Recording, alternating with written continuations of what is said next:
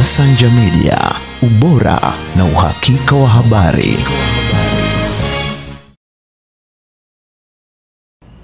Lakini leo imefikia mahali watumishi wa Mungu badala kuihubiri injili ya Mungu aliye hai, kuwavua watu kutoka kwa shetani, kuwaleta kwa Mungu, waende wakamwone Mungu.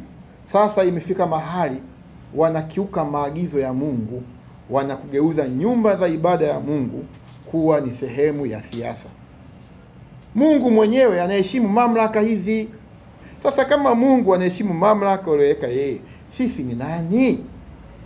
Warumi 13 sura ya 1 mstari wa 1 unasema, kila mtu atii mamlaka kuu, kwa maana hakuna mamlaka isiyotoka kwa Mungu, na iliyopo imewekwa na Mungu. Hii ya Mama Samia imewekwa na Mungu.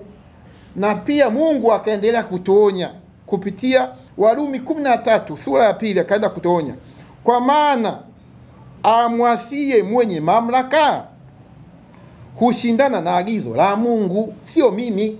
Na Mungu akaongeza, nao washindanao wanajipatia hukumu. Kwa hiyo kila mtumishi wa Mungu anayechanganya siasa na dini, anachokitafuta ndicho alichokivuna. Asilalamiki mahali kokote, bali amrudie Mungu wake, atubu na muombe msamaha rahisi. Fanyeni kazi ya Mungu, acheni kuingizwa na roho za tamaa za shetani. Mtumikieni Mungu aliye hai. Fanyeni kazi ya Mungu, tuwavute watu kutoka kwa shetani, tuwalete watu kwa Mungu. Watu wakamwone Mungu, waache madhambi, waache kuvuta masigara, mabangi, wizi, waache mambo yote machafu, wamgeukie Mungu. Mambo ya siasa, waachieni siasa. Huwezi kutumikia mabwana wawili. Lazima mmoja utampenda, mmoja utamchukia.